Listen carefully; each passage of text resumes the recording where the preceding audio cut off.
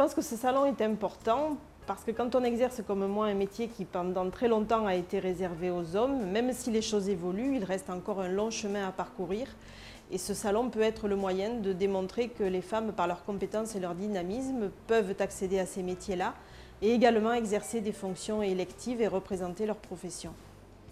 Je serai présente parce que je pense qu'il y a encore beaucoup de choses à faire et en tout cas à refaire pour les femmes, et que ce qu'on a fait en 1968, cette initiative de développer les carrières des femmes et de les libérer d'un certain nombre de contraintes, c'est toujours d'actualité, malheureusement.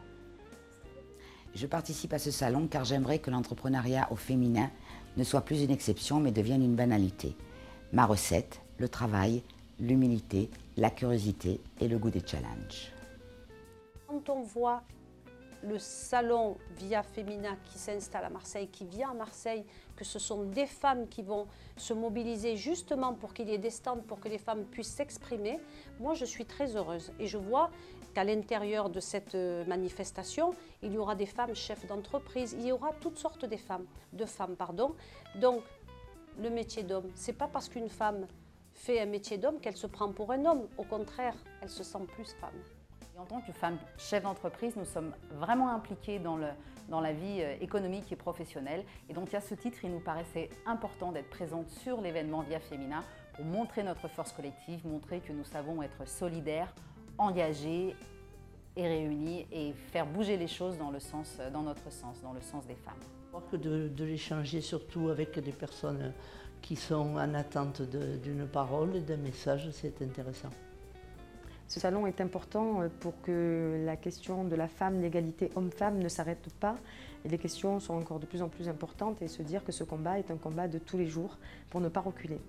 15% de nos chefs d'entreprise sont des femmes, donc c'est pour ça que c'est très important que ce salon existe, où elles vont pouvoir présenter leur création et puis parler de leur quotidien, qui est un quotidien très prenant, de mère de famille, de chef d'entreprise, dans un métier qui est très complexe.